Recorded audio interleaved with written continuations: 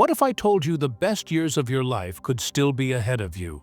Not because time rewinds, but because you can change how you live each day. If you're between 65 and 80, these years are not a downhill slide. They're a new chapter.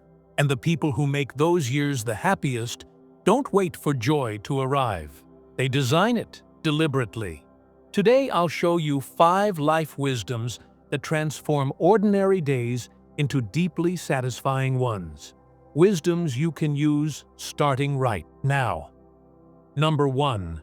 Choose curiosity over certainty. Keep your mind growing. People who stop learning stagnate. Those who stay curious reframe aging as a time of possibility. Asha signed up for a beginner's pottery class because she loved the idea of making something with her hands. She laughed at first at her awkward pieces, then celebrated each small improvement. The class gave her new friends and a reason to wake up excited on Wednesdays. Practical steps. Pick one novelty: a class, a podcast, a book in a genre you've avoided. Treat mistakes as proof you're trying, not proof you're failing. Why it matters. Curiosity keeps the brain active, sparks new joy, and connects you to communities where you belong. Number 2. Reframe loss as a doorway to choice.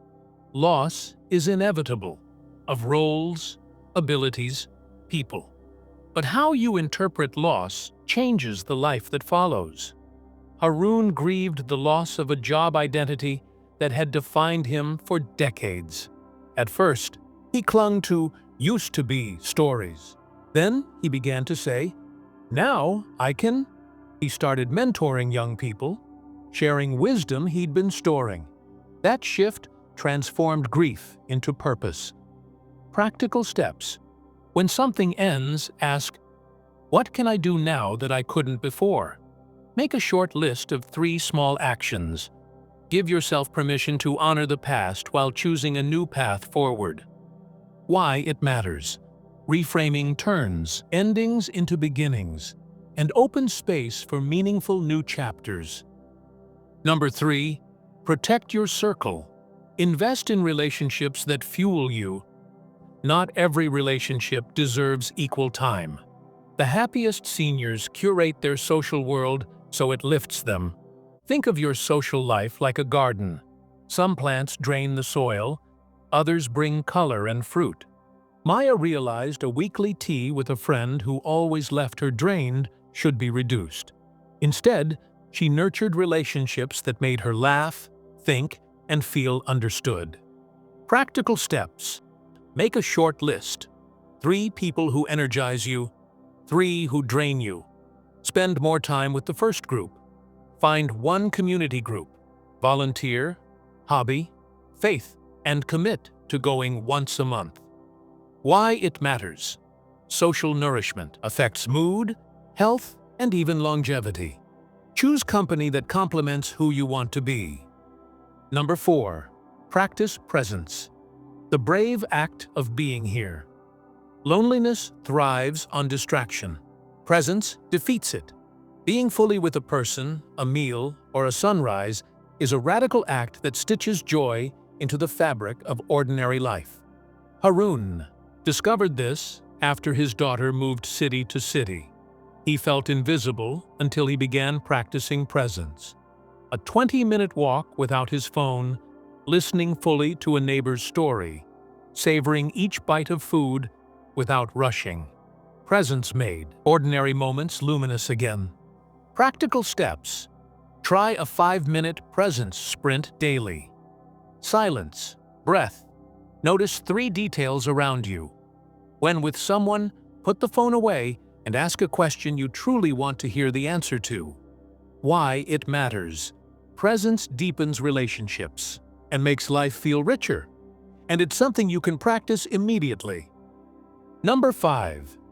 Embrace small freedoms, one choice at a time. We often think freedom ends when obligations lessen. But happiness in later life often begins with small, intentional choices. Maya used to say, I don't travel anymore. I have no one to go with. Then she tried a tiny experiment. One monthly outing just for her. A local gallery, a morning market, a short coastal walk. Each small freedom she claimed added up. The result? A surprising sense of ownership over her days. Practical steps. Pick one thing you'll do for yourself this week. No explanations needed. Turn routines into rituals. Tea at a certain window, a 10-minute stretch with music, a Sunday phone call that's yours to lead. Why it matters. When you reclaim tiny freedoms, you begin to shape your life around meaning, not just habit.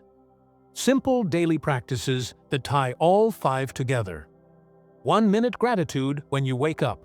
1 hello to someone you don't normally speak with. 1 small learning each week. 1 boundary. Politely reduce one thing that drains your energy.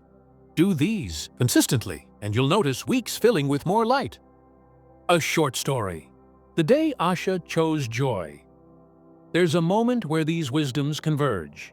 Asha had a morning she thought would be just like any other.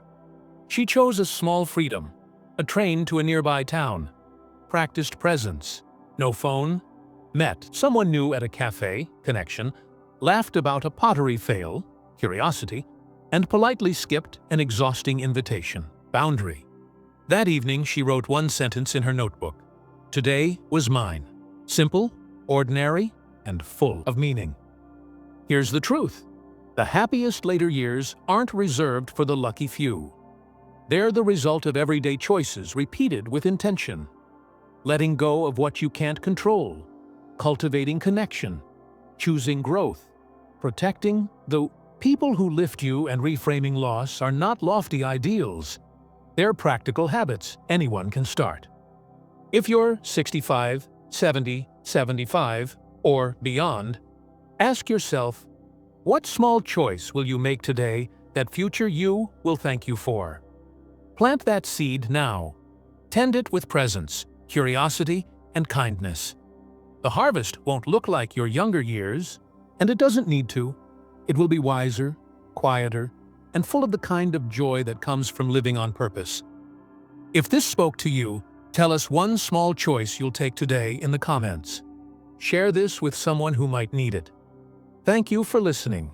Your life, right now, still matters, and there is still more waiting for you to discover.